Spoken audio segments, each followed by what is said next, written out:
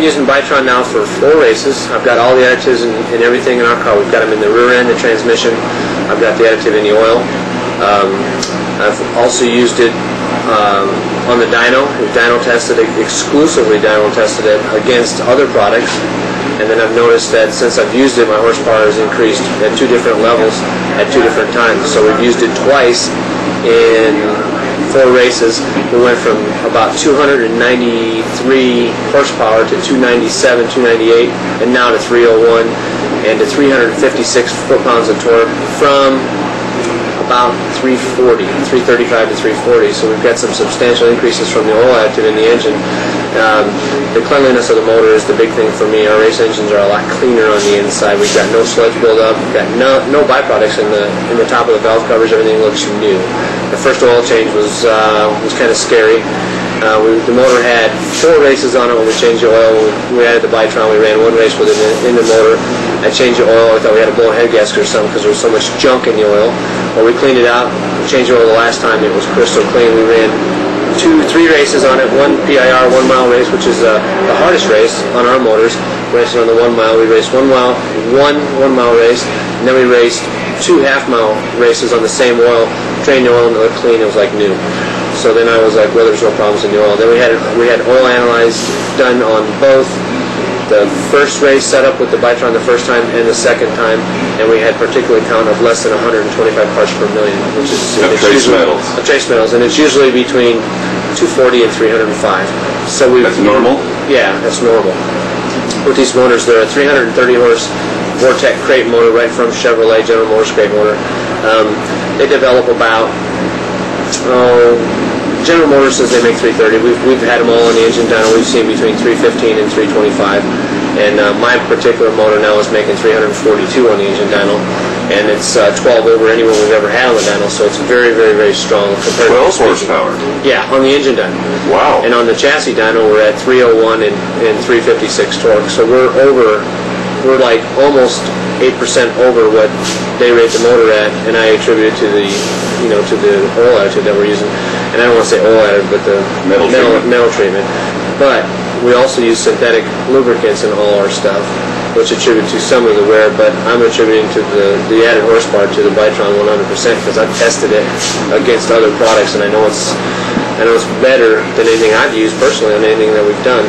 So I'm pretty excited about being involved with Bi-Tron as far as we haven't had any bad luck this year at all with motors. And this is just another way to secure another year of clean running without doing it. The big test will be next year. We're going to run 24 races and we're not tearing the motor down. We're going to run all 24 with 1 motor and we're going to see how it holds up.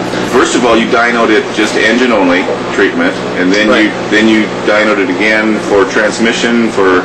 Right. Explain the steps you took on that. No, what we did is the process we did on this particular truck, my race truck, is that we took the motor stock. We ran oil temperature to 215 degrees on the dyno. I added the Bi-Tron metal treatment to the oil. I immediately ran it again. Had the temperatures the same. Circulated the oil for less than a couple minutes. Ran it again, and we got an average of 11 horsepower difference, which I thought was unbelievable. But it was there. Oil temperature being consistent with what it was before, and then I noticed on the following few passes that the oil temperature started dropping, and it wasn't like I was running any less hard, but the oil temperature had dropped like 16 degrees, so I noticed there was an improvement in oil temperature, which I can only attribute to the metal additive that we put in there.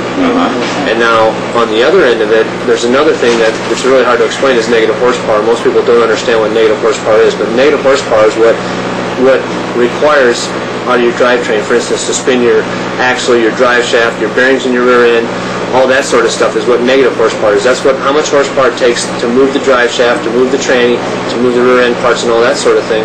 And what we did was a negative horsepower check. I have that capability on my dyno, and what that tells you is how much drivetrain drag you have. So when you add the additives into the drivetrain, we picked up about 1.25 horsepower of negative, which is rotating weight, which equals 7. So it's a neat deal to be able to get that too, because that way, the easiest way to explain that is coast. When you're coasting, it takes less to coast than what it used to. Less energy. Right. So when you basically push in a car, when you push a car, it's easier to push.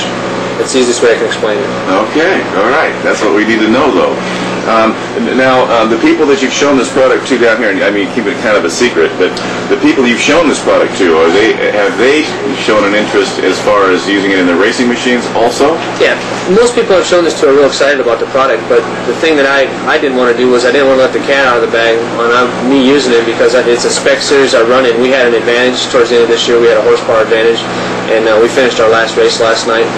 Both of our trucks, we set a new track record with one of our trucks, and my particular truck, we ran about 4 100ths off the track record, qualified 3rd and 1st respectively, finished 2nd and 5th respectively in a very tight field of like 33 cars, all within a second of each other in qualifying.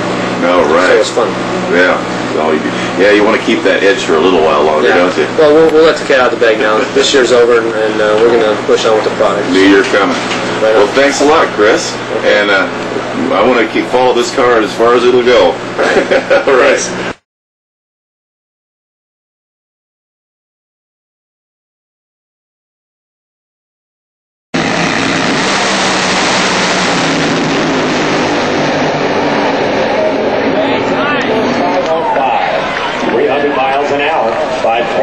Now we're here with Jim Epler, the man you just saw racing in the clip in the dragster. This man had to have the product proven to himself. Jim, could you tell us about yourself and what you think about the Bi-Tron and how you were convinced it worked? Well, I tell you, I've been racing funny cars for about 10 years. I've been asked several times to endorse a product. So when I had an opportunity to look at another oil, I always jump at that opportunity, because oil does make a big difference, especially in a nitro engine. We do not use a synthetic oil for the same purpose maybe somebody else would want it for increased horsepower. Reduced friction is a big deal for us, because if we can get one more run out of a crankshaft and not black a crankshaft, that's $3,000. Bi-Tron, I've heard about it. In fact, became highly recommended, and it made power on a lot of guys' applications, and if it made power, the lubrication qualities must be better. And that was the key to me. So I have used every form of synthetic oil in there, and I've done the rear end, I've done the transmission, I've done the engines, I've run them on the dyno. So I'm a believer in the synthetic oil, so I know it works. And if I'm going to endorse this product and I'm going to put it in a $50,000 race engine, then I have to know it works. Would this be something you consider in wear reduction? Oh, absolutely. If it works as well as it did on Chris's application and all the runs he's done on the dyno, I know it will work in our applications. More than that, the big picture really is what it will do for me and my motorhome and all my other vehicles, and that's where the mass application is, you know. So I use it in everything.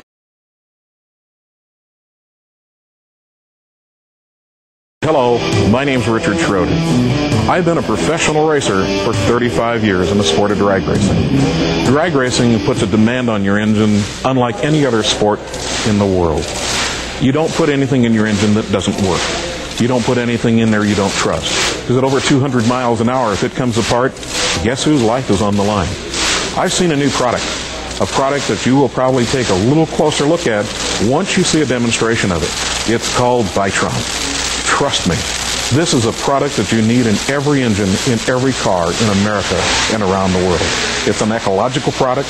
It does so many different things. And from a racer's point of view, I wouldn't start my engines without it.